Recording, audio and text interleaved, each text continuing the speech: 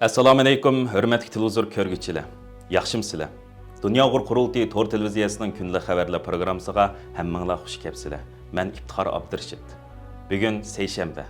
Hurmatli ko'ruvchilar, tövəndə diqqətinizlər kunlik xabarlar programmamızın təfsilatında bo'lsin. Mustabid Xitoy hokimiyatining Uyg'ur irqiy qirg'inchiligini yoshirish uchun islom dunyosiga qarta keng ko'lamda ilib berayotgan ta'tir tashviqoti va ko'z bo'yamchiligini Indoneziyaning har qaysi sohalarga fosh qilish, shundaqla Uyg'ur irqiy qirg'inchiligini to'sib qilish uchun Indoneziya hukumatini, siyosatchilarni va Indoneziyadagi musulmon tashkilotlarini umumyuzlik harakatga keltirish maqsadida 28 avgust kuni Indoneziyaning poytaxti Jakartaga yetib kelgan Dunyo qurultiyi ijroiya komitetining raisi va Uyg'ur kishilik huquq qurilishining direktori Ömer Qanat, Qurultay Xitoy ishlari komitetining mudiri Adiljon, Uyg'ur kishilik huquq qurilishining program yetakchisi Peter Ervinlardan tarkib topgan qurultay hay'ati shu kundan e'tiboran Indoneziyadagi diniy guruhlar, ommaviy tashkilotlar va axborot sohasidagilar bilan keng doirada uchrashuv ilib berib, Uyg'ur irqiy qirg'inchiligini to'sib qilish uchun islom dunyosini qanday harakatga keltirish masalasini ko'radigan asosda maxsus suhbatlar ilib borgan edi.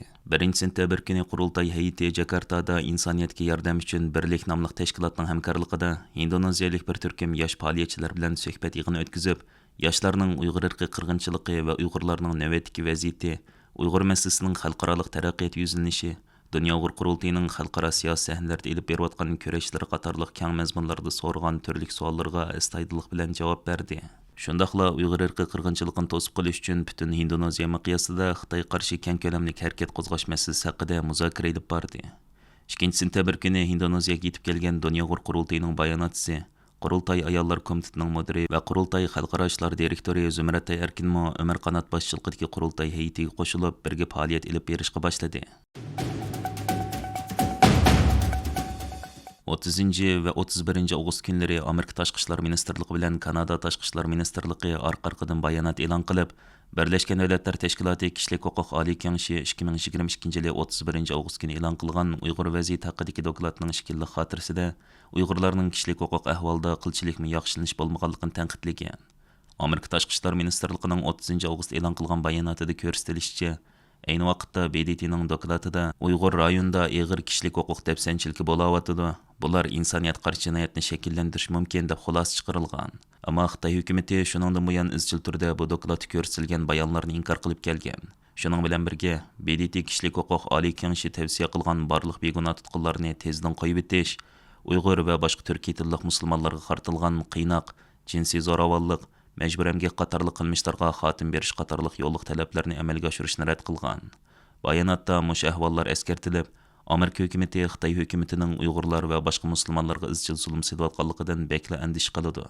Biz Xitoy hukumatining BDT kishilik huquq oliy kengashining bu vaqtdagi baholashiga qarta tezdan harakatga o'tib, davom qilayotgan zulmlarni to'xtatishga chaqiramiz deyilgan. Bayonotda aytilishicha, Amerika hukumatı o'zlarining bu masalada davomli turda BDT va Xitoy hukumati bilan so'zlashadiganligini, shundaqla Xitoyning vatanimizdagi siyosatlarining qurbonlari bo'layotganlar uchun adolat talab qilishdan to'xtab qolmaydiganligini ta'kidlagan. Amerika hukumatı bu bayonot e'lon qilgan kunning ertasi, ya'ni 31 avgustda Kanada hukumatı mushu mazmunda bayonot e'lon qilib, Xitoy hukumatining Uyg'urlarga zulm silishni to'xtatmaganligini keskin ayiblagan. Har yili Shvetsariyaning Graubunden kantonida qarorlik o'tkaziladigan Dunyo axloq munbirining bu yillik yig'inida Uyg'ur masalasi va Xitoyning Sharq Turkistondagi irqiy qirg'inchilik siyosati asosli temalarning biri bo'ldi. Mazkur yig'inga Dunyo qurultiyi tarkibidagi Shvetsariya Uyg'ur jamiyatining raisi va qurultay vakili Rizvana Ilhomi taklif bilan qatnashgan bo'lib, uning bildirishicha, bu munbarning 3-kuni maxsus Uyg'urlar uchun ajratilgan. Rizvana shu kuni butun munbar ahliga Sharq Turkistonning tarixi, o'tmishi, kommunist Xitoy ishg'olidan keyin Uyg'ur xalqi duch kelgan tragediyalarni tanishtirib o'tgan. U yana o'zining oilasining Shvetsariyaga kelish jarayoni, siyosiy panohlik tilashdan hozirgacha bo'lgan jarayonlarni so'zlab o'tish orqali muhojiratdagi Uyg'ur musofirlarining vatandan ayrilgandan keyin duch keladigan qismatlarni yoritib bergan. Munbar faoliyati jarayonida kishilar Uyg'urlarga erkinlik, Tibetlarga erkinlik degan xatlar besilgan maykalarni kiyib, o'zlarining Uyg'ur va Tibetlarga bo'lgan hissdoshligini bildirishgan. Bu munbarga qatnashgan ba'zi tadqiqotchilar va muxbirlar o'zlarining Uyg'ur masalasiga burundan diqqat qilib kelayotganligini, ammo bugun bu yerda bir Uyg'urning og'zidan Sharq Turkistondagi fojialarni anglashning o'zlarini taxim ta'sirlantirganligini, buningdan keyin bu masala haqida izlanib kuch chiqardiganligini bildirishgan. Dunyo axloq munbarida har qaysi sohalar, madaniyatlar aro zamonaviy axloqning amaliyati va amalga oshish jarayoni tanishtirildi ekan.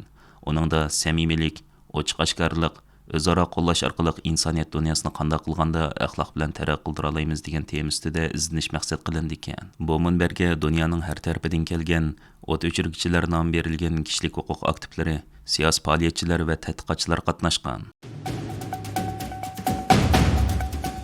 Amerikaning Uyg'ur majburiy emkining oldini olish qonuni e'lon qilinib, 2 oydan keyin Amerikaning Nyu-York shtatiga joylashgan yer shari ta'minlash zanjirining ko'zitish shirkati bo'lgan Altana texnologiya shirkati Uyg'ur majburiy emkining ekologiyalik muhit sistemasini yoritish nomli bir dokladni e'lon qilib, xalqaroning Uyg'ur majburiy emki masalasiga bo'lgan diqqatini yangi bir pallaga ko'targan edi.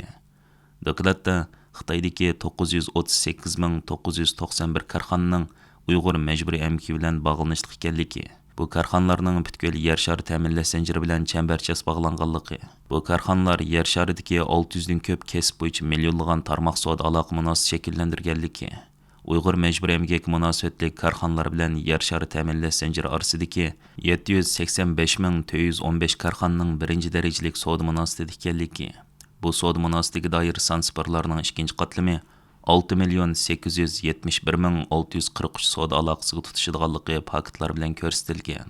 Mazkur dokladdan sirt Washingtondagi Xalqaro kommunizm qurbonlari xotir fondining tadqiqotchisi Adrian Chensning Uyg'ur majburiy emkiga doir bir qancha dokladimi Uyg'urlarning qo'l ish qilinayotganligiga doir kuchli paketlarni oshkorlagan edi.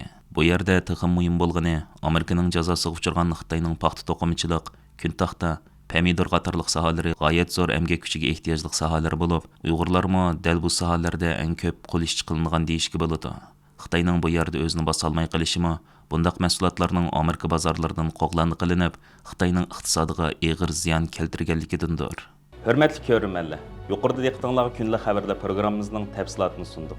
Kelar qitimliq sonimizgacha ko'rishgacha omon bo'lgaysizlar. Stansiyamizning YouTube kanaliga a'zo bo'lishni unutmang. Xayr xo'sh.